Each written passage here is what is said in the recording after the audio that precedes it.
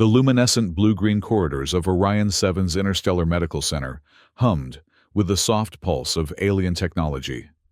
Located at the edge of the Orion-Earth Alliance territory, the facility represented the pinnacle of medical advancement in the year 2375.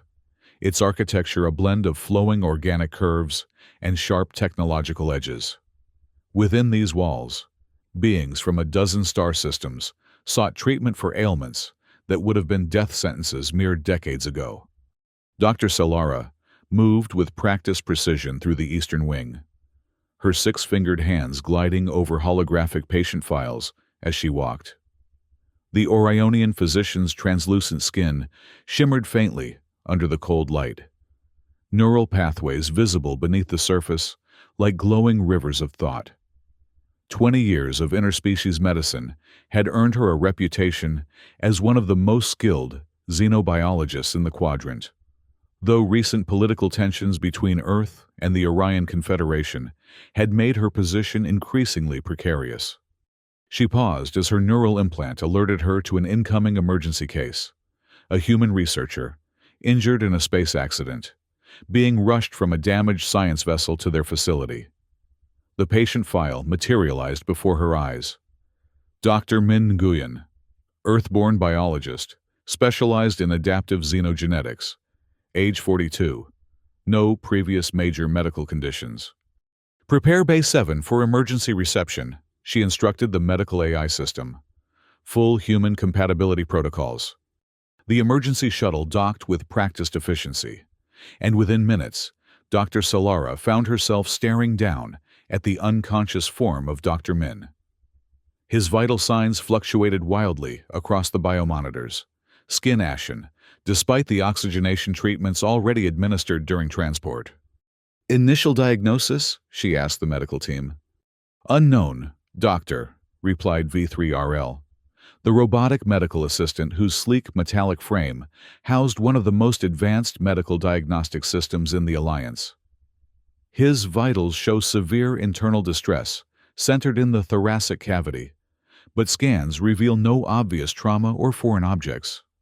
The science vessel reported he collapsed suddenly during routine laboratory work. Dr. Solara's inner eyelids flickered, an Orionian expression of concern. Run a full molecular scan. Check for pathogenic invasion, radiation exposure, and potential chemical contamination. Hours passed as Dr. Min remained unconscious, his condition worsening despite their best efforts. Each diagnostic test returned inconclusive results, showing cellular anomalies that matched no known disease pattern. The mystery deepened when his heart began to show signs of extreme stress, enlargement, irregular rhythm, and unusual energy signatures that defied conventional medical understanding. "We're losing him," Dr. Solara announced as alarms blared across the monitoring systems. "Prepare for emergency exploratory surgery." Dr. Rhea, her fellow physician whose features carried the distinctive angular structure of mixed Orionian human heritage, looked up sharply. "Exploratory. That's primitive medicine. Solara. We have quantum imaging, which has shown us nothing conclusive," Dr. Solara countered. "Something is affecting his heart that our technology cannot identify. I need to see it directly." The operating theater transformed around them, instruments materializing from hidden compartments as the surgical AI configured the space for human physiology. Dr. Solara's hands were steady as she initiated the procedure, a thin beam of focused energy creating a precise incision through Dr. Min's chest wall. What she intended as a minimally invasive procedure quickly changed when she glimpsed the heart beneath the ribcage. "Gravitational forceps," she commanded, her voice tight with sudden urgency. "Full thoracic exposure?" "Dr. Solara, protocol dictates," V3RL began. "Override protocol. His heart is transforming." The chest cavity opened fully under her skilled hands, revealing Dr. Min's heart. But it was unlike any human heart she had ever studied. The organ pulsed with an unnatural rhythm, its surface distended in places with what appeared to be secondary tissue structures. And there, nestled against the left ventricle, was something that made even Dr. Solara's centuries-old medical lineage fail to prepare her. A small, developing mass of cells with the unmistakable early form of a humanoid embryo. "Impossible," whispered Dr. Rhea, leaning closer. "Is that a fetus?" Dr. Solara confirmed, her voice barely audible. "Growing within the heart tissue itself." The operating theater fell silent, save for the persistent beeping of the life support systems. In all her years of interspecies medicine, Dr. Solara had never encountered anything remotely similar. The embryonic structure was somehow integrated with Dr. Min's cardiac tissue, drawing nutrients and energy directly from the heart, while simultaneously causing the life-threatening symptoms. "Record everything," she instructed, "and prepare a stasis field. We need to stabilize both the host and whatever this is." As Dr. Solara worked to stabilize the impossible medical phenomenon before her, she couldn't shake the feeling that she was looking at something that shouldn't exist, not by accident, not by nature, and perhaps not even by conventional science. Something intentional, something engineered, and something that would soon change everything she thought she knew about the fragile alliance between her people and humans. The first thing Dr. Min became aware of was pain, a deep, throbbing ache that radiated from his chest throughout his entire body. The second was the distinctive blue-green light of an Orionian medical facility filtering through his eyelids. He struggled to open his eyes, finding himself in a recovery pod, surrounded by quietly humming medical equipment. "He's regaining consciousness," came a voice, distinctly Orionian in its melodic cadence. Dr. Min forced his eyes fully open to see Dr. Solara standing beside his bed, her translucent features composed in what he recognized as the Orionian equivalent of cautious relief. "What?" he began, his voice raspy from disuse. "What happened?" "You were brought to our facility after collapsing on your research vessel," Dr. Solara explained. "You were in critical condition with severe cardiac distress. I had to perform emergency surgery." Memory returned in fragments, the sudden crushing pain in his chest, the world going dark around him as he fell to the laboratory floor. Dr. Min attempted to sit up, but was held in place by both pain and the gentle pressure of a medical field. "Please remain still," Dr. Solara advised. "Your condition is complicated." There was something in her tone that sent a chill through him. In his years working alongside Orionians, Dr. Min had become adept at reading their subtle vocal modulations. This was hesitation, uncertainty, perhaps even fear. "Complicated how?" he asked, dreading the answer. Dr. Solara's inner eyelids flickered rapidly, a sign of extreme discomfort among her species. "I need to show you something. Prepare yourself." She gestured to the holographic display above his bed, which flickered to life, showing an image that Dr. Min initially couldn't comprehend. It appeared to be a three-dimensional scan of a human heart. His heart, he presumed. But there was something wrong with it. Something attached to it that didn't belong. "What am I looking at?" he asked, though a growing horror suggested he already knew. "This is your heart," Dr. Solara confirmed. "And this," she indicated the strange growth attached to the left ventricular wall, "is an embryonic life form developing within it." Dr. Min stared at the image, his scientific mind rejecting what his eyes clearly saw. "That's impossible. You're saying there's a baby growing in my heart?" "Not precisely a baby yet," Dr. Solara clarified. "It's in an early embryonic stage, approximately equivalent to a 6-week human fetus. But yes, it appears to be a developing humanoid life form, integrated with your cardiac tissue." The room seemed to spin around him as Dr. Min tried to process this information. His years of biological research had never prepared him for anything remotely like this. "How? How is this possible?" "That's what we're attempting to determine," said another voice. Dr. Min turned his head to see a second physician enter the room, Dr. Rhea, whose features showed her mixed heritage. We've begun a comprehensive analysis of tissue samples, Dr. Rhea continued, her tone clinical, but with an undercurrent of accusation. The embryonic structure contains DNA that partially matches your own, Dr. Nguyen, but also contains unknown gene sequences that are neither human nor any known species in our database. I don't understand, Dr. Min said, his voice barely above a whisper. Are you suggesting I somehow impregnated myself? That's biologically impossible. Of course it is, Dr. Solara agreed. This was not a natural occurrence. The embryo shows signs of advanced bioengineering. The integration with your cardiac tissue is too precise, too specialized to have occurred spontaneously. Someone created this entity and placed it inside you. The implications hit Dr. Min with the force of a gravitational collapse. You think I was experimented on? When? How? I've been on my research vessel for the past 6 months with the same crew. No one's performed any procedures on me. Dr. Rhea's expression hardened. Perhaps you don't remember it, or perhaps you're not being entirely forthcoming about your activities. Rhea, Dr. Solara interjected sharply. That's enough. Dr. Nguyen is as much a victim here as the entity growing within him.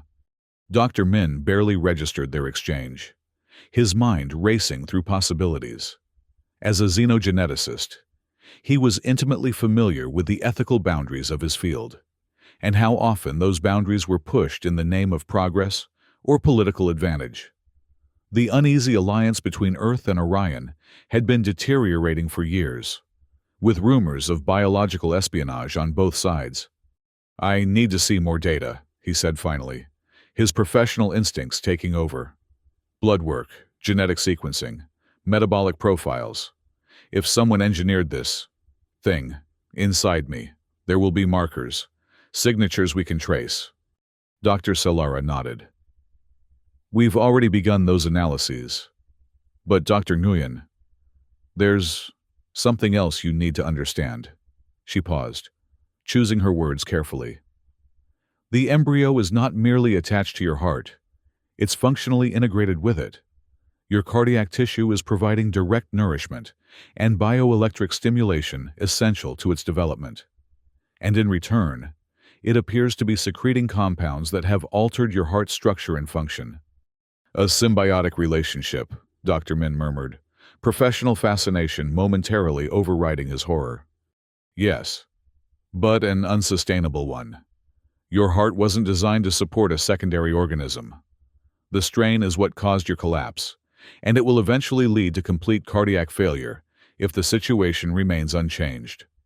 The full impact of her words sank in. You're saying this thing will kill me? Without intervention, yes, within weeks. Dr. Min closed his eyes, trying to steady his breathing. When he opened them again, he found a new resolve. Then we need to remove it. A heavy silence fell over the room. Dr. Solara and Dr. Rhea exchanged glances that contained volumes of unspoken communication. What? Dr. Min demanded. What aren't you telling me? Dr. Solara stepped closer to his bedside. The integration is too complete. Based on our analysis, attempting to remove the embryo at this stage would cause catastrophic damage to your heart. It would kill you immediately. And leaving it in place will kill me slowly, Dr. Min concluded bitterly. Yes, but that gives us time to find another solution. Dr. Min stared at the holographic image still floating above him, his heart and the foreign life taking root within it. A life engineered by unknown hands for unknown purposes, using his own body as an unwilling incubator. I want to get up, he said suddenly. I need to help with the investigation. If anyone can figure out what this thing is and how to safely remove it, it's me. Dr. Solara looked as though she might object, but instead nodded. We can arrange a mobile medical support system, but you must understand the severity of your condition. Any exertion could accelerate the strain on your heart. I understand, Dr. Min said grimly. But I'm not going to lie here waiting to die. Not when there might be answers somewhere in this facility. As the medical team prepared him for limited mobility, Dr. Min's mind was already racing ahead, assembling the fragments of knowledge at his disposal. Someone had placed this embryo in his heart, someone with access to cutting-edge bioengineering technology and the opportunity to administer it without his knowledge. And whoever they were, they had either made a terrible mistake or had deliberately sentenced him to death. Either way, he intended to discover the truth before his borrowed time ran out. The following days passed in a blur of research and mounting frustration. Dr. Min, now mobile with the aid of a sophisticated medical harness that monitored his condition and provided stabilizing medications, worked alongside Dr. Solara in a dedicated laboratory space. His heart's function continued to deteriorate, albeit slowly, as the embryonic entity grew more complex with each passing day. "The genetic hybridization is unlike anything I've ever seen," Dr. Min murmured, studying the latest analysis results. "Some of these sequences don't match any known species, yet they're perfectly integrated with recognizable human and what appears to be Orionian DNA." Dr. Solara leaned closer to the display, her inner eyelids flickering in what Dr. Min had come to recognize as her expression of deep scientific intrigue. The precision of the genetic architecture suggests extremely advanced bioengineering. This wasn't created in a standard laboratory. This is beyond cutting edge. "But whose technology?" Dr. Min pressed. "Earth doesn't have this capability yet, at least not officially. Does Orion?" A subtle tension entered Dr. Solara's posture. "Not to my knowledge, but..." "But what?" "There have been rumors of classified research divisions within the Orion Confederation, projects operating outside the oversight of the Medical Ethics Council." Dr. Min absorbed this information silently. The political situation between Earth and Orion had grown increasingly strained in recent years, with both sides accusing the other of technological espionage and treaty violations. As one of the few human researchers granted access to Orionian biological technology, he had always operated in a precarious position of trust. "Could this be a weapon?" he asked finally. "Some kind of biological attack using me as a test subject?" "If it is, it's unlike any weapon I've encountered," Dr. Solara replied. "The embryo isn't designed to spread or replicate beyond its host. It seems specifically calibrated to your genetic profile." Their conversation was interrupted by the arrival of V3RL, the robotic medical assistant, whose sleek form housed one of the most advanced medical AIs in the facility. "Doctors, I've completed the molecular trace analysis you requested," the robot announced, its voice modulated to convey polite efficiency. "I've detected residual particles in Dr. Nguyen's bloodstream that match a specialized delivery vector used in advanced gene therapy treatments. The particles contain traces of a compound only manufactured in the restricted laboratories on Level 7. Dr. Min and Dr. Solara exchanged startled glances. "Level 7, Dr. Min echoed. "What's on Level 7? "Level 7 houses the Confederation's Special Medical Research Division," Dr. Solara explained, her voice tight. "Access is restricted to authorized personnel with specific clearance. Even as a senior physician, I've only been there once for a consultation. And they're creating gene therapy vectors that somehow ended up in my bloodstream?" Dr. Min felt a chill run through him. "We need to access their research files." "That won't be possible through normal channels," Dr. Solara cautioned. "Those files are secured behind multiple authentication systems." V3RL's optical sensors flickered briefly, a gesture Dr. Min had noticed often preceded the AI offering information it wasn't explicitly asked for. "If I may, doctors, the Level 7 database undergoes a routine maintenance cycle every third rotation, during which security protocols are temporarily reconfigured. The next such cycle is scheduled for tonight." Dr. Min raised an eyebrow at the robot.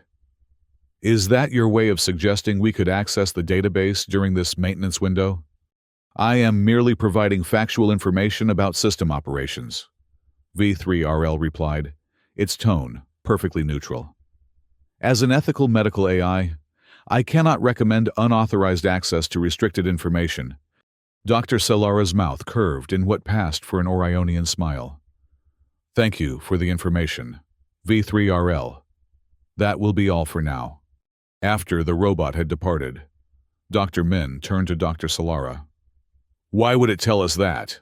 Aren't AIs programmed to prevent security breaches? V3RL is programmed primarily to preserve life and advance medical knowledge. Dr. Salara explained.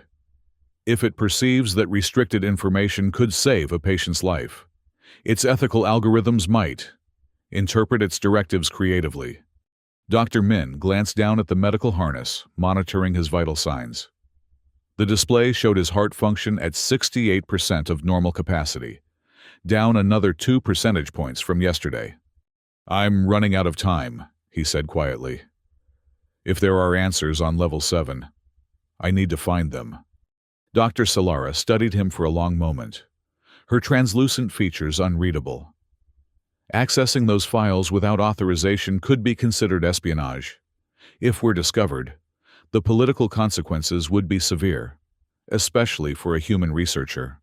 I'm already dying because of whatever they put inside me, Dr. Min replied bitterly. What more can they do? They could do much worse to me, Dr. Salara pointed out, and to anyone who helps us. Dr. Min hadn't considered that. In his focus on his own survival, he'd overlooked the risk Dr. Salara would be taking by assisting him. I can't ask you to risk your career, your freedom, for this. You didn't ask, she replied simply. But this goes beyond one patient. If the Special Medical Research Division is conducting unauthorized human experimentation, it violates every ethical principle of our medical tradition and the terms of the Alliance. I have a duty to investigate. A wave of gratitude washed over Dr. Min, accompanied by a sharp pang in his chest that the medical harness immediately registered. The display flashed a warning, and a precisely calibrated dose of medication was automatically administered. I need to rest before tonight, he acknowledged, suddenly aware of how the brief surge of emotion had taxed his compromised heart. But I want to be there when you access those files. Dr. Salara nodded. Rest now. I'll make the necessary preparations. As Dr. Min settled into the recovery pod that had become his temporary residence, his hand drifted to his chest, fingers tracing the surgical scar that marked where Dr. Salara had opened him up and discovered the impossible. Somewhere beneath his ribs, nestled against his failing heart, the unknown embryo continued to grow, a life he never asked to nurture, yet one inextricably bound to his own. For the first time since awakening in this facility, Dr. Min allowed himself to consider the embryo not merely as a threat or a scientific anomaly, but as a developing being, one that, despite its unnatural origins, had not chosen its circumstances any more than he had. The thought brought no comfort, only a deeper sense of the moral complexity of his situation. If they discovered who had created this life within him, and why, what then? What responsibility did he bear to the entity slowly killing him? What justice could there be for either of them? With these unanswerable questions circling in his mind, Dr. Min drifted into an uneasy sleep, his dreams filled with pulsing blue light and the sensation of a second heartbeat echoing within his own. The medical center transformed during the night cycle. The luminescent corridors dimmed to accommodate the circadian rhythms of its diverse patients, and the bustling activity of the day shift gave way to the quieter efficiency of the night medical team. It was against this backdrop of relative calm that Dr. Min and Dr. Salara made their way toward Level 7, moving with purpose, but trying not to attract undue attention.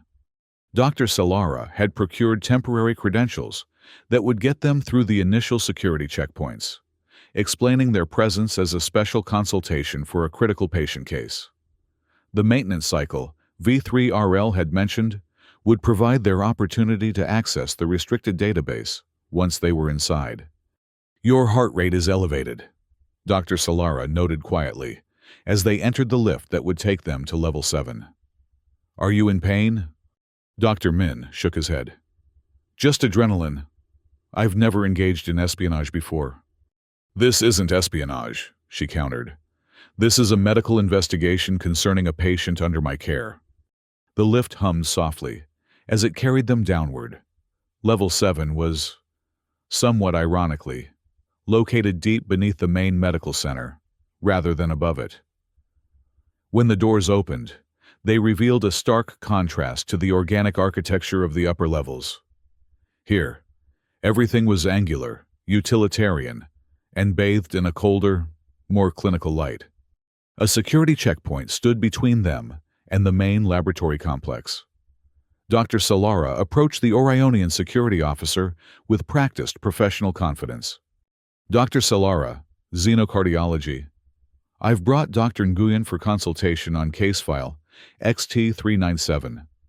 She presented her credentials, along with the falsified consultation request. The officer examined them briefly, then gestured to Dr. Min. "The human will need to submit to a biocontamination scan before entering the restricted area." Dr. Min tensed. Would such a scan detect the abnormality in his heart? Dr. Solara, however, appeared unconcerned. "That won't be necessary. Dr. Nguyen is currently under my medical care and connected to life support systems that would be disrupted by your scanning equipment. I've already cleared him through medical quarantine protocols." The security officer hesitated, clearly weighing protocol against the authority of a senior physician. "Very well," he said finally. "But the human remains your responsibility. Dr. Solara." They were admitted through the checkpoint and into the main corridor of Level 7. Dr. Min noticed immediately that there were far fewer personnel here than in the upper levels, whether due to the late hour or the secretive nature of the work. He couldn't tell. "The main database access terminal should be in the central laboratory," Dr. Solara murmured, guiding him toward a set of double doors at the end of the corridor. "If V3RL's information is correct, the security protocols should be in maintenance mode now." The central laboratory was unoccupied when they entered, a stroke of luck that Dr. Min didn't entirely trust. The space was dominated by advanced research equipment, much of it unfamiliar even to his experienced eye. Along one wall stood a row of what appeared to be incubation chambers, their contents obscured by translucent shields. Dr. Solara moved directly to a workstation near the center of the laboratory and placed her hand on the authentication panel. The system flickered, displaying a warning about ongoing maintenance, but accepted her credentials nonetheless. "We're in," she said, her fingers moving rapidly over the holographic interface. "What exactly are we looking for?" "Anything related to cardiac-based bioengineering," Dr. Min suggested, scanning the laboratory while she worked. "Embryonic integration, genetic hybridization. Search for my name too. If I was specifically targeted, there might be a file on me." Dr. Solara nodded, executing the searches with the practiced efficiency of someone accustomed to navigating complex medical databases. After several tense minutes, she sat back abruptly. "Found something," she announced, her voice tight. "Project Heartchild. Classification level? Absolute." "Open it," Dr. Min urged, moving closer to the display. The file expanded before them, revealing a comprehensive research initiative dating back nearly 3 years. Dr. Min read with growing horror as the true nature of what had been done to him became clear. Project Heartchild was a classified Orionian military program designed to create emotional response combat units, soldiers with enhanced empathic capabilities linked directly to their physiological responses. The project had initially attempted to modify Orionian subjects, but had encountered rejection issues when integrating the necessary genetic constructs. "They shifted to human subjects 18 months ago," Dr. Solara translated, her voice barely above a whisper. "Humans proved more adaptable to the genetic modifications, but still exhibited integration failure in adult subjects. Dr. Min felt ill as he read further. So they developed the embryonic approach, create a hybrid embryo that could grow within an adult heart, forming a symbiotic relationship that would allow for the development of the necessary neural connections. He looked up at Dr. Solara, horrified. They're using me as an incubator to grow a weaponized empathic being. Not just any human, Dr. Solara noted, scrolling further through the file. You specifically. Your genetic profile was identified as optimal for compatibility with the Orionian sequences they were incorporating. Your research background made you a person of interest to the Confederation. How did they do it? I never underwent any procedure. Dr. Solara continued reading, her inner eyelids flickering rapidly as she absorbed the information. Here, a specialized delivery vector disguised as a routine immunization. All research personnel working with Orionian biological materials are required to receive it. The vector contained dormant components that would only activate under specific conditions. The lab accident, Dr. Min realized.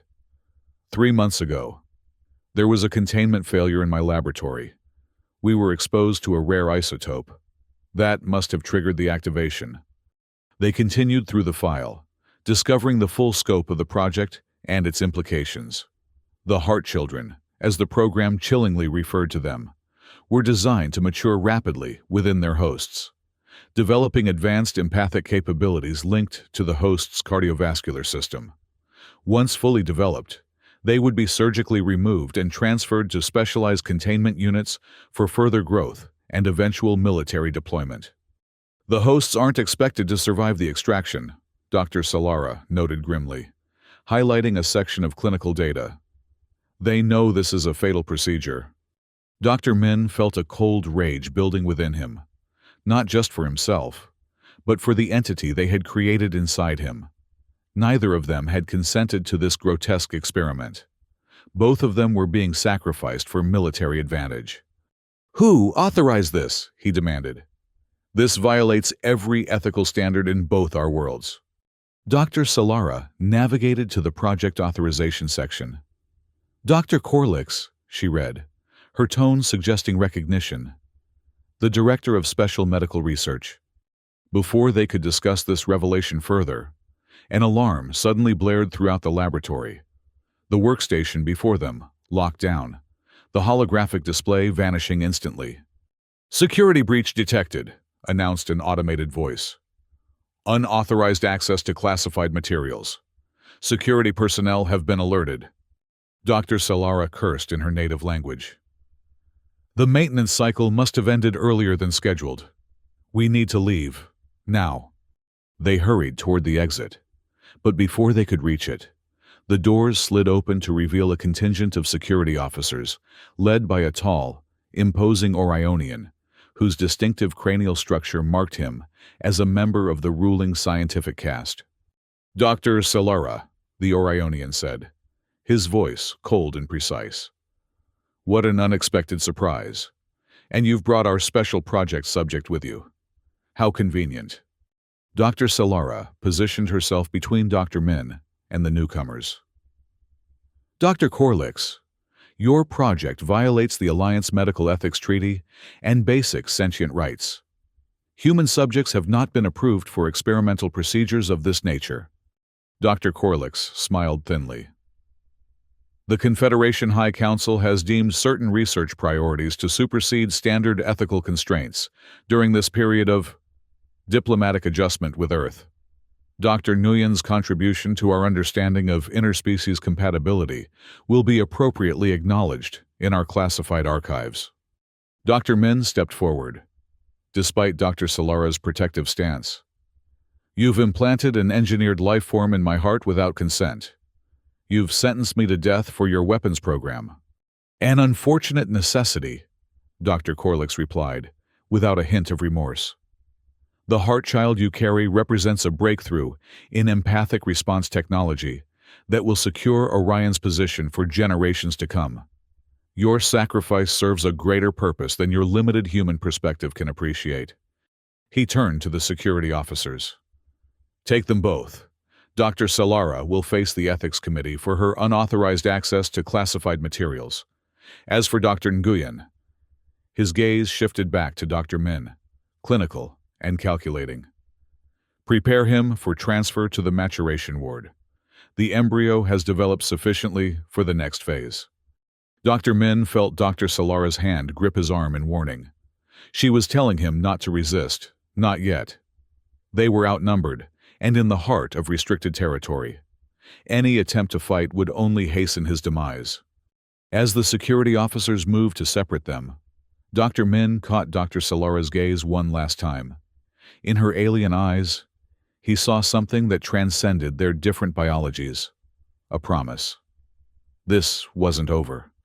The officers led them in different directions. Dr. Salara toward what he presumed were detention cells, and himself deeper into the complex, toward whatever maturation ward awaited him and the life growing within his heart. The medical harness, monitoring his condition, beeped a warning as his heart rate increased, automatically administering a sedative to prevent dangerous exertion. As the drugs took effect, dulling his senses and his fear, Dr. Min's thoughts turned to the entity inside him, not just a weapon or an experiment, but a developing consciousness engineered for exploitation. In that moment, a strange protective instinct surged through him, perhaps a natural human response, perhaps something more orchestrated by the creature's empathic design. Either way, as consciousness slipped from him, one thought remained clear. Neither of them had asked for this existence, and both deserved better than to be sacrifices on the altar of military advancement. Dr. Min awakened in a sterile chamber, unlike the recovery room he had occupied previously. Here, the walls were bare metal, the lighting harsh and unfiltered. He lay strapped to an examination table, his medical harness still in place, but now connected to an array of unfamiliar equipment. Monitoring screens displayed his vital signs alongside detailed imagery of the embryo in his heart, which had grown noticeably since the last scans he had seen. The door slid open to admit Dr. Corlix, accompanied by two assistants whose features were partially obscured by protective gear. "Ah, you're conscious. Excellent," Dr. Corlix observed dispassionately. "It's preferable to have the host awake during the maturation acceleration process. The heart child responds more favorably to the natural hormone cascades produced by the host's emotional responses." Dr. Min tested his restraints and found them unyielding. "Where is Dr. Salara?" "Being processed by security," Dr. Corlix replied dismissively. "Her interference was unfortunate, but ultimately inconsequential. The project will proceed as planned." One of the assistants approached with a tray bearing a series of injection devices filled with iridescent blue liquid. Dr. Min recognized the bioreactive properties of the compound from his own research. It was a genetic accelerant, capable of dramatically increasing cellular growth and differentiation rates. "You're going to speed up its development," he realized aloud. "Force it to maturity before my heart fails completely." "Precisely," Dr. Corlix confirmed. "Under normal circumstances, the embryo would require another 4 weeks to reach viability for extraction. But your heart function is deteriorating more rapidly than projected. We need to accelerate the timeline." "And then what? You cut it out of me and I die?" Dr. Corlix's expression remained clinically detached. "The extraction process is invariably fatal to the host. Yes, but the heart child will be preserved in a specialized support system until it can be integrated with its intended combat platform." "It's a sentient being," Dr. Min argued desperately. "Not a weapon component. You're creating a life only to enslave it. It's an engineered biological construct designed for a specific purpose," Dr. Corlix countered. "Your human tendency to anthropomorphize is noted, but irrelevant. The heart child possesses no higher consciousness beyond its empathic functions." "You can't know that," Dr. Min insisted, his voice rising. "You're playing with forces you don't fully understand." Dr. Corlix signaled to his assistants, who began preparing the first injection. Your concerns have been documented, Dr. Nguyen, but the project will proceed. As the assistant approached with the first syringe, the room's lighting suddenly flickered, then failed completely. Emergency lights activated a moment later, bathing the chamber in a dim red glow. "What is happening?" Dr. Corlix demanded, turning to the door. Before anyone could respond, the facility's alarm system activated, and a computerized voice announced a containment breach in the eastern laboratory sector. "Secure the subject," Dr. Corlix ordered his assistants. "I will ascertain the nature of the emergency." He had barely taken 2 steps toward the door when it slid open to reveal Dr. Solara, accompanied by V3RL and Dr. Ria, whose expression suggested she had undergone a significant change of perspective since Dr. Min had last seen her. "Step away from the patient," Dr. Solara commanded, brandishing what appeared to be a medical tool repurposed as a weapon. Dr. Corlix's face contorted with rage. "Security! Intruder alert in maturation chamber 3. Security is currently responding to multiple containment breaches throughout the facility," V3RL informed him pleasantly. "It appears that several hazardous research specimens have been simultaneously released from their containment fields. Most unfortunate timing." Dr. Ria moved swiftly to Dr. Min's side, disabling his restraints, while Dr. Solara kept Dr. Corlix and his assistants at bay. "You're committing treason against the Confederation," Dr. Corlix snarled at Dr. Solara. "Interfering with classified military research. Illegal experimentation on Alliance citizens," Dr. Solara countered. "We've transmitted the Project Heartchild files to both the Orionian Ethics Council and Earth's diplomatic mission. Your program is finished. Corlix." Dr. Min sat up as the restraints released, fighting a wave of dizziness. The medical harness beeped a warning. His heart function had dropped to 58%, and the stress of the situation wasn't helping. "We need to move quickly," Dr. Ria told him, supporting his weight as he stood. "Your condition is deteriorating faster than anticipated. The Heartchild cannot be removed from the facility," Dr. Corlix declared, blocking their path to the door. "It is Confederation property, vital to national security." "It is a living being created through illegal experimentation," Dr. Solara retorted, "and its fate will be determined by proper ethical authorities, not military opportunists." Dr. Corlix's hand moved to a device at his belt. "I cannot allow." V3RL moved with unexpected speed for a medical robot, its metallic arm extending to intercept Dr. Corlix's movement. "As a medical AI, I am programmed to prevent harm to patients. Your actions constitute a clear threat to Dr. Nguyen's well-being." Taking advantage of the distraction, Dr. Solara gestured for Dr. Min and Dr. Ria to follow her through the door. They hurried down the corridor, the sound of alarms still blaring throughout the facility.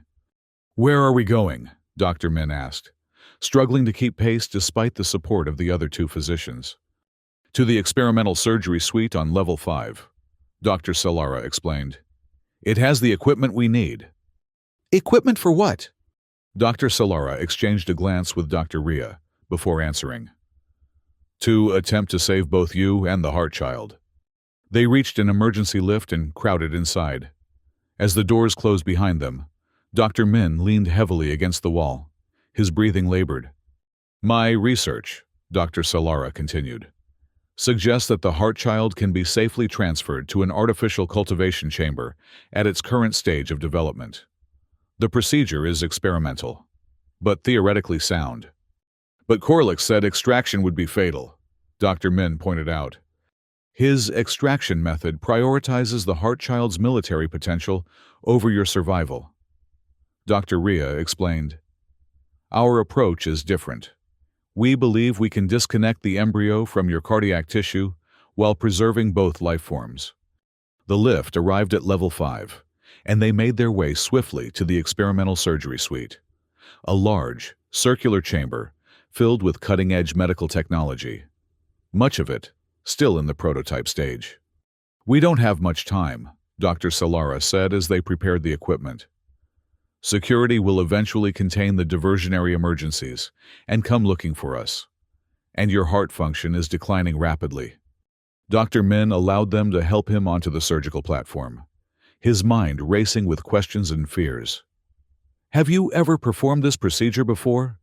No, Dr. Solara admitted. But I've developed a theoretical framework based on similar tissue separation techniques. Dr. Ria has expertise in embryonic transfer that will be crucial to the second phase. And what are my chances of survival? Dr. Solara's inner eyelids flickered, her tell for emotional discomfort. Approximately 63%, based on current models. The heart child's chances are similar. Better odds than zero, Dr. Min thought grimly. Do it.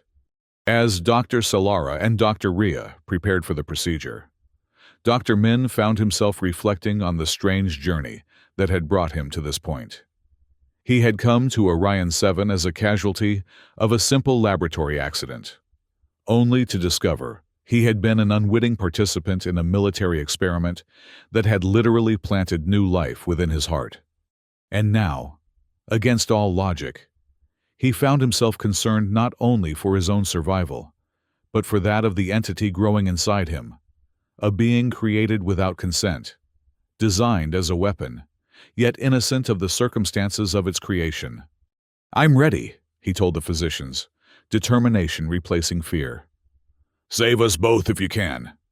Dr. Solara nodded, her expression solemn.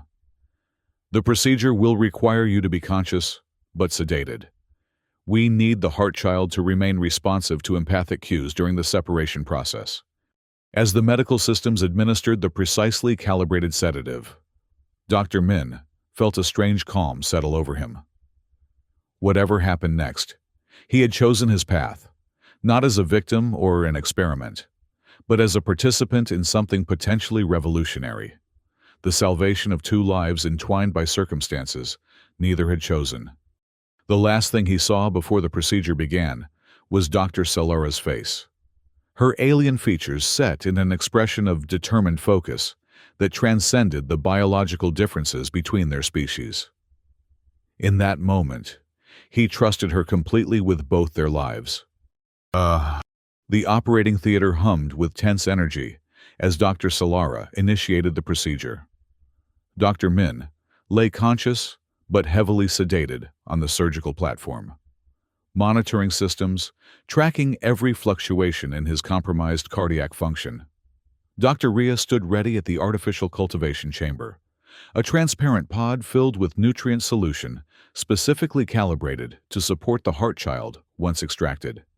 Beginning microincision sequence, Dr. Solara announced, her hands steady as she manipulated the surgical controls. Unlike the emergency procedure that had first revealed the heart child, this operation would utilize precision energy beams to access Dr. Min's heart with minimal trauma. The holographic display above the surgical field showed a magnified view of Dr. Min's heart, with the embryonic entity clearly visible.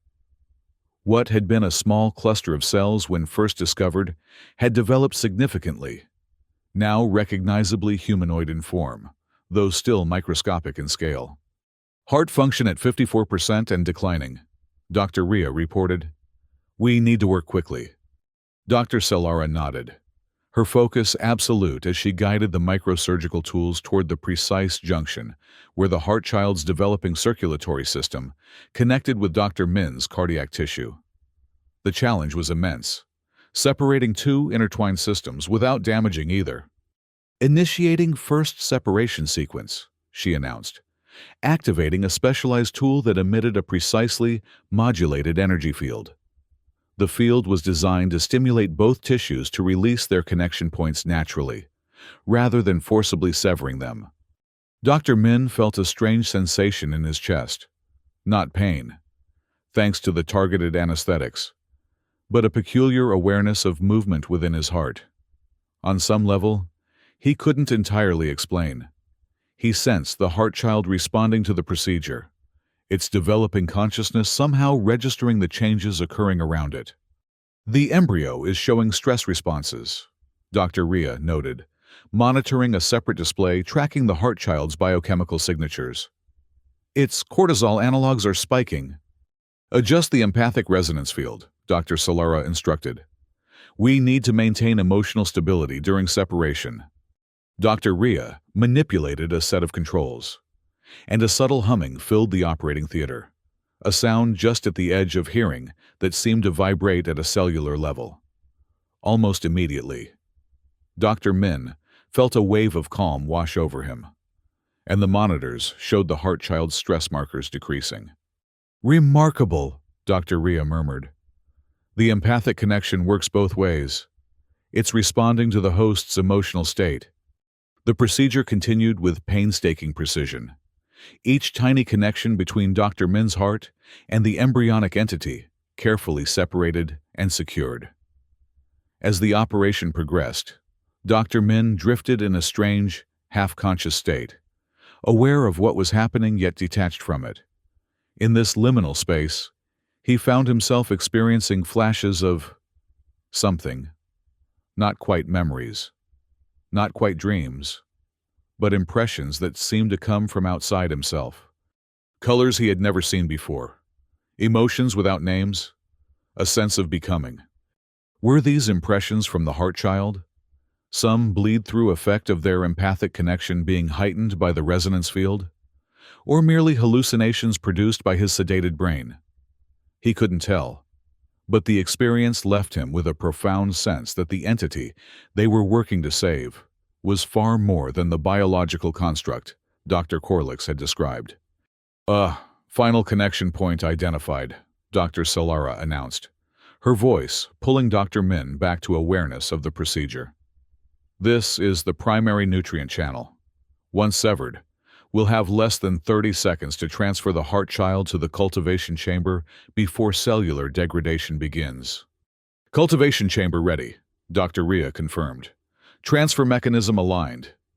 Dr. Solara paused, her gaze meeting Dr. Min's for a brief moment. This is the most critical moment. Your heart will experience significant stress during the final separation. Are you prepared? Dr. Min nodded slightly, unable to speak through the sedation but conveying his readiness. Initiating final separation sequence now. A sharp, piercing sensation lanced through Dr. Min's chest. Not physical pain, but something deeper, like a psychic severance. The monitors tracking his vital signs blared warnings as his heart rhythm faltered, then stabilized at a dangerously irregular pattern. Transfer initiated, Dr. Solara called out, her voice tight with controlled urgency. Dr. Nguyen's heart is in distress. Begin cardiac stabilization protocol.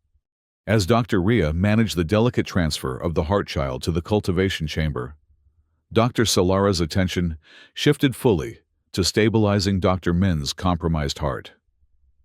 The surgical systems deployed regenerative compounds directly to the affected cardiac tissue, stimulating repair of the areas damaged by both the heart child's presence and its removal. Dr. Min's consciousness wavered as his body struggled to adapt to the sudden change. The strange connection he had felt to the heart child was gone, leaving an unexpected emptiness in its wake. His vision dimmed, the sounds of the operating theater growing distant. And then, abruptly, a surge of clarity as the cardiac stabilizers took effect. His heart rhythm steadied, not entirely normal but significantly improved from its pre-procedure state. Transfer complete, Dr. Ria announced. The heart child is responding positively to the cultivation environment. Vital signs stabilizing. Cardiac regeneration proceeding at acceptable parameters, Dr. Solara added, relief evident in her voice. I believe we've succeeded. Dr. Nguyen, both you and the heart child appear to be stable. Dr. Min's gaze turned to the cultivation chamber, now visible from his position on the surgical platform. Within the transparent pod, suspended in luminescent nutrient solution, floated the tiny form that had been growing inside his heart. A miniature humanoid figure with subtle Orionian features, its translucent skin revealing the delicate tracery of developing organs. A life that had been created as a weapon, now free of both its unwilling host and its military purpose. A being that existed in the liminal space between human and Orionian, between natural and engineered, between weapon and child. The moment of quiet triumph was shattered by the sudden blaring of alarms throughout the facility. The doors to the operating theater slid open to reveal Dr. Corlix, flanked by security officers with weapons drawn. "Step away from the cultivation chamber," he commanded, his voice cold with fury. "The specimen is Confederation property." Dr. Solara moved protectively toward the chamber containing the heart child. "This being was created through illegal experimentation. It has rights under both Orionian and Earth law. Its legal status will be determined by the appropriate authorities," Dr. Corlix countered. "Until then, it remains under military jurisdiction." He gestured to the security officers. "Secure the specimen for transport to the secure facility." As the officers moved to comply, Dr. Min struggled to rise from the surgical platform, fighting against both his weakened condition and the restraints necessary during the procedure. "You can't take it," he protested, his voice weak but determined. "It's not a weapon. It's a child." "Your attachment to the specimen is a side effect of the empathic bonding process," Dr. Corlix dismissed. "It will fade now that the connection has been severed." But Dr. Min knew differently. What he felt for the heart child went beyond the biological connection they had shared. It was a responsibility born of their shared victimhood, their mutual exploitation. As the security officers approached the cultivation chamber, the facility alarms suddenly changed tone, and a new announcement echoed through the operating theater. "Attention all personnel. By order of the Orionian Ethics Council, all operations of the Special Medical Research Division are hereby suspended pending investigation. All research subjects are to be secured for independent evaluation." Dr. Corlix's expression contorted with rage. "This is a military matter, outside the Council's jurisdiction." "Not according to the documentation we provided them," Dr. Rhea countered, a note of triumph in her voice. "The files clearly show violations of at least 17 provisions of the Alliance Medical Ethics Treaty." The doors slid open again, revealing a new contingent of Orionians, whose formal attire and distinctive insignia marked them as representatives of the Ethics Council. Their leader, a venerable Orionian whose skin had taken on the pearlescent quality that indicated advanced age, stepped forward with unmistakable authority. "Dr. Corlix, you are relieved of your position pending investigation into these serious allegations. The heart child and its former host will be placed under the protection of the Ethics Council until a full hearing can determine their legal status and appropriate care." Dr. Corlix's security officers, recognizing the superior authority, lowered their weapons.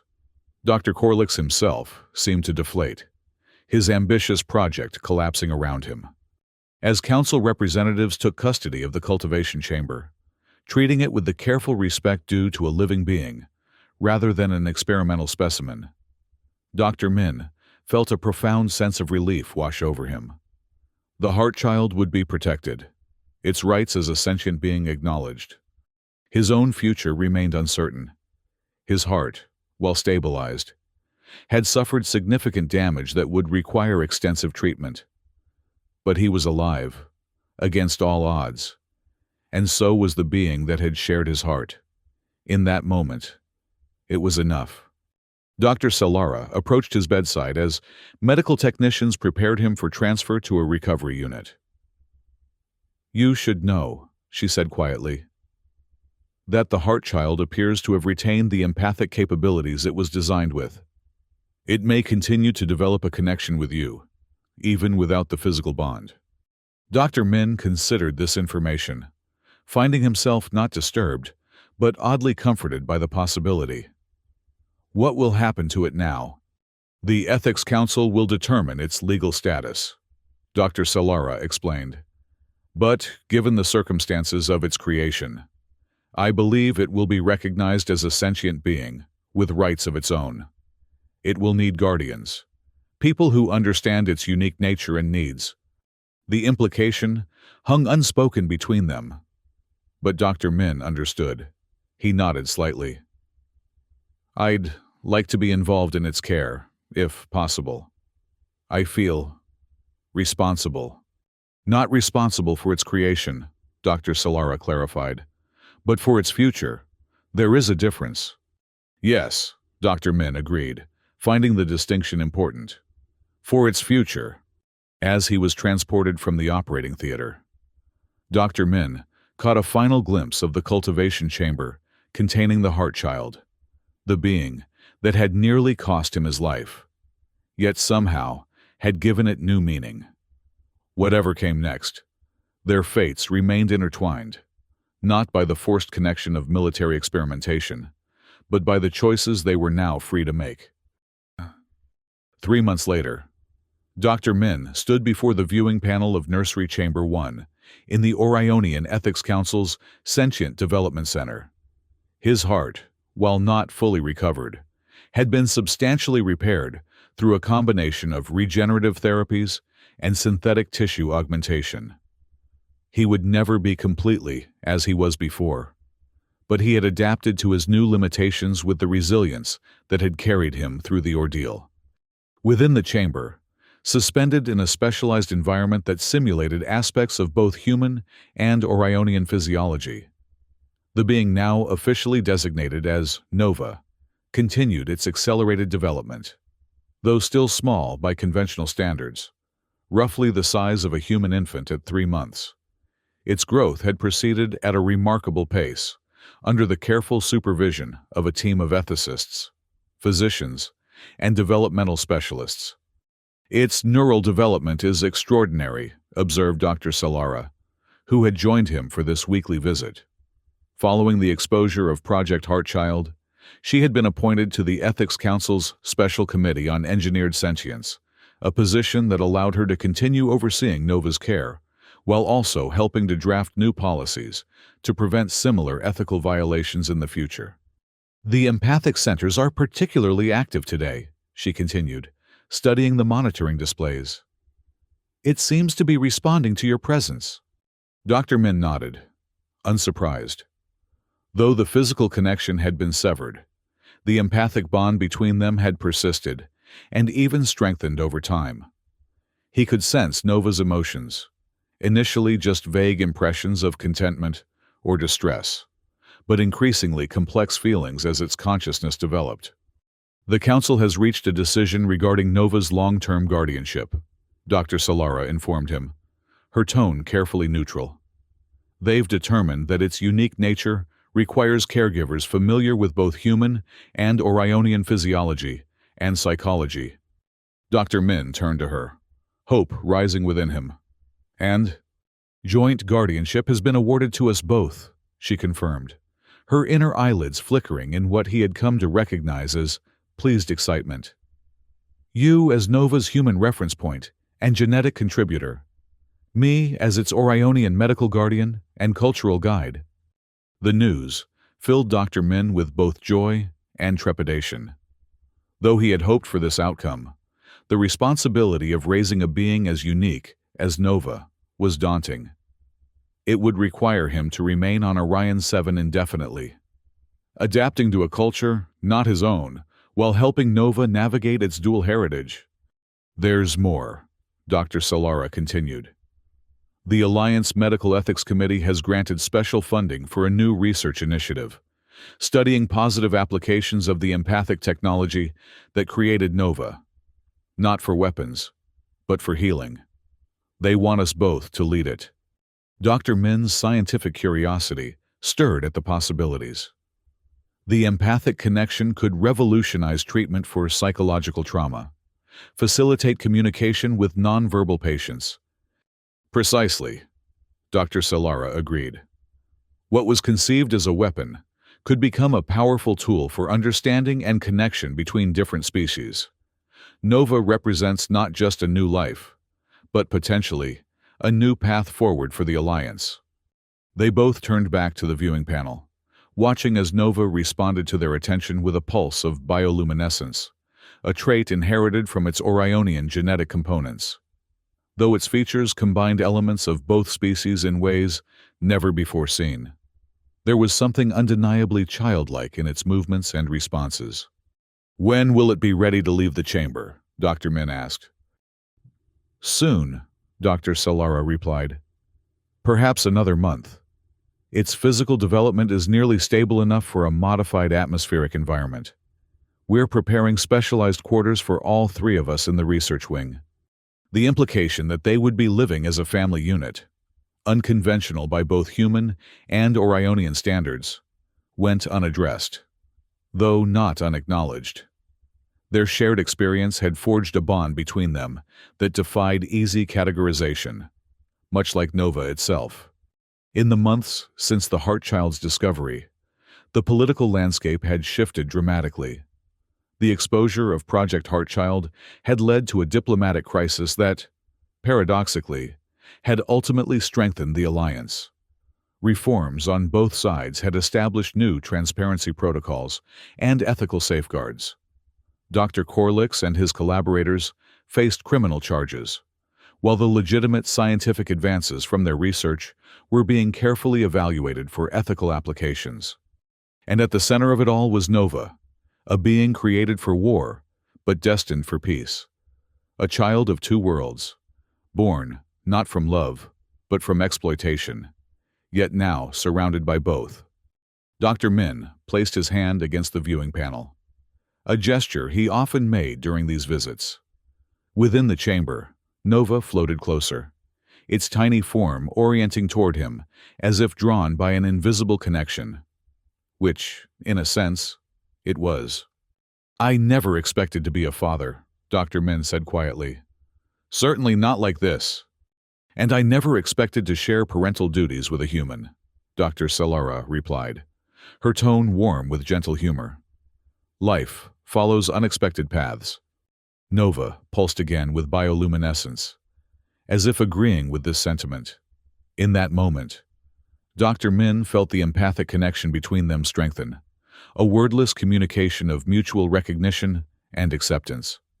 Once, an alien doctor had cut him open and found a baby growing in his heart. Now, that impossible discovery had become the center of a new kind of family, a new kind of research, and perhaps a new era of understanding between their worlds.